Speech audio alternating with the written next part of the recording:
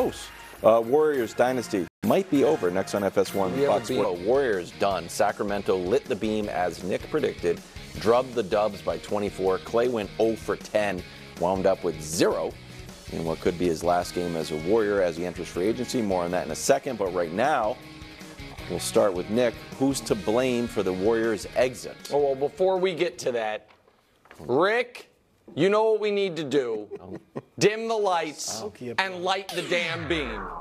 That's what we need to do. Oh, I like the sound. Might be for the last time this season. Who knows? Well, but they get to end the Warriors as we know them for all likelihood. And second of all, we'll get to who's at fault, but I'll tell you who's at fault for the Warriors fans' hope being up. Guys like Chris Broussard, who didn't follow his own advice from football season. Because while Title Pie left the Warriors at 0% every edition of it, Chris didn't follow one of his really trademark beliefs, which is don't trust teams that get fat and happy off tomato cans. The Jazz, the Wizards, the Hornets, the Nets. We're talking about the worst teams in the sport. There's more. The Pistons. And then last but not least, of course, the Blazers. The Golden State Warriors were 16-0 against these tomato cans. And Lakers. 30 and 36 against the rest of basketball. So, Bruce to blame for how sad people are. The Kings deserve credit. But, of course, the real villain here, unfortunately, is the face of new media, Draymond Green. Who now has... In 2016, couldn't keep his hands to himself. I think the Cavs would have won anyway, but nobody else does. In 2019, he led to Kevin Durant definitively leaving.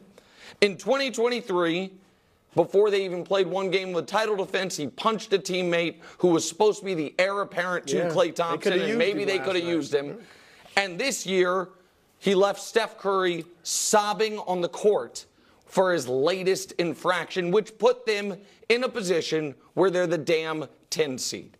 So, even though Clay had 0 points, and even though Warriors Twitter wants to blame Steve Kerr, I'm going to say Draymond Green is the #1 reason this Warriors team was in that position.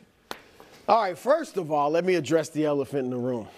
All of this whole A and B block thus far, you know what the moral of it is? No. Don't let Nick stay up all night. I mean, we got a beam, we got tomato cans. He's just, you know, the idea is just run wild. Go to sleep. Danielle, take him to sleep. Like, I got an envelope. Right. I'm sorry, I put in work for today's show, guys. I don't know if that was considered work. All right. I think there are two questions within your question. Because there's who's to blame for them being the 10th seed. Yes. All right? And then there's who's to blame for last night. That's fair. Right? The 10th seed, you're right. You said it, I don't know, 3 weeks ago.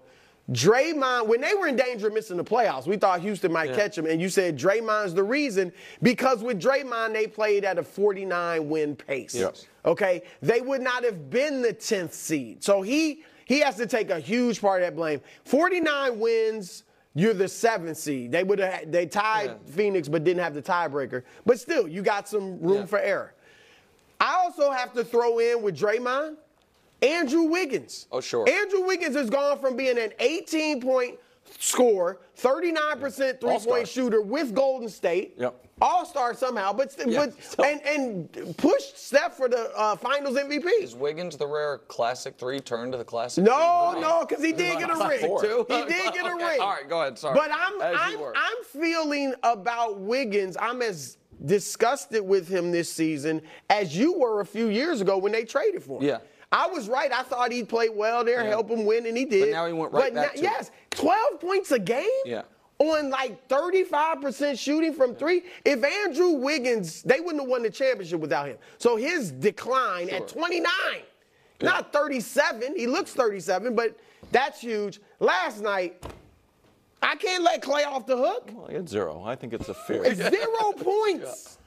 Has he ever scored, Dusty? I didn't even look this up. Under Steve Kerr, this was either the first or the second time he's ever had 0. Oh, no, it's the second time, but the other one he got ejected like 2 minutes in. So for a full game. This was the first time ever under Kerr. This is probably the first time since he was like Maybe ever. A little kid, maybe 9 years old. And maybe you know what? then I he bet was 9 lighting years them up. old Clay right. was Right. busting folks. Right. He may have never scored 0. Right. And he played 32 minutes almost, 0 for 10, over. So give him a little help. Give Steph a little help last night, and maybe they win that game. But that's the one and done, as Nick said. I mean, anything can happen. Let's talk about the Warriors' future now. The team has played 721 games together, won 4 championships, logged over 13,000 minutes. But could this be the end? Well, Steph can't see it. Take a listen. I can never see myself, not with those two guys. I understand this league changes and there's so many things that go into it, and we're not going to play forever, but, we've experienced so much together, and at the end of the day, again, I know they want to win, I know I want to win, and that's all I worry. That's all I'm worried about. Okay.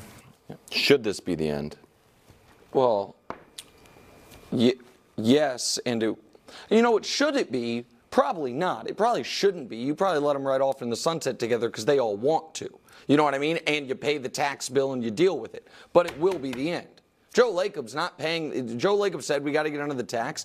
And Clay, I know Clay ended terribly, but Orlando will offer him money. Dallas might offer him money. Philly, which could have 2 max spots available, and there's not 2 max players worth getting, could offer him money. He shot 42% from 3 this year. As you made the point, he had a nice bounce back. Yeah. And this is where it gets to me very tricky, Wilds, because Steph made it clear, I want everyone back. Yeah. Steve Kerr made it clear. He signed an extension. He wants everyone back. If the Warriors decide to fire the first shot, if you will, which is not matching whatever offer Klay Thompson gets, because they can match anything. I don't know. What's Steph Curry doing in July? Oh, a little bit of Olympics flirtation. A little bit of Olympics flirtation. A lot of super teams built. There's one other thing that I found really noteworthy, Brew. There's another move the Warriors can make this summer. Steph is eligible for a 1-year, $62 million extension for his age 39-year-old season. And I don't think that's something the Warriors necessarily want to sign up for, understandably. But if they don't bring back Clay and they don't make it right with Steph by giving him a $62 million year or $62 million contract for age 39, then I think all options are on the table. But yes, I think last night was the last night we see him together. Wow. I don't think at this moment it's black and white. I don't think it's, look, we're definitely moving on. Or, no, we're definitely coming back. You got to see what options are out there. Now, Clay, I agree. Look, if Philly or Orlando or any other teams you may have mentioned want to give him a big salary, like he's making $43 million this year.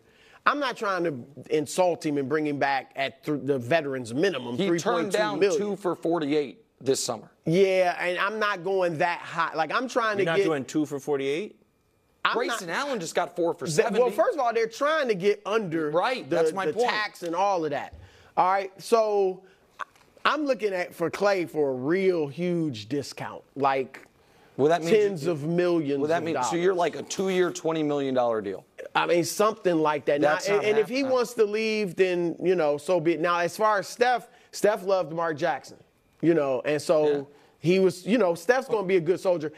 Could he ask out of Golden State in a year or two? Maybe. I don't see him doing that right away. Here's what I'm doing. First of all, I'm shopping Andrew Wiggins.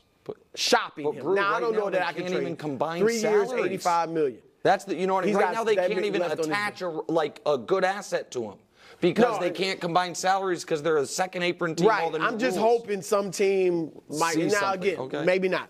I'm discussing on the trade market Draymond with other teams. What could we get? Not that I'm definitely going to trade him, but what could we get for Draymond? If everyone's gone. Well, I just think he's one of those guys that's at least for a year. Okay. All right. And I'm seeing what's out there for Draymond. As soon as Clay and Draymond are gone, you are very close to Steph being like, what am I doing here?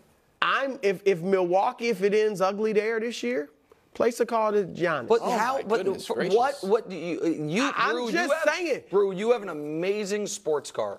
I have this bag of tomato cans. You know what I mean? Can I place a call for it? Look, like if Giannis wants out of Milwaukee, and that's a big if. I'm not saying he does. then you're starting over. You're probably going to try to trade Dame at that point, and then maybe Kuminga looks like he could be something. The young players. The Warriors are not going to have the best offer for Giannis. They won't. But did the Lakers have the best offer for AD?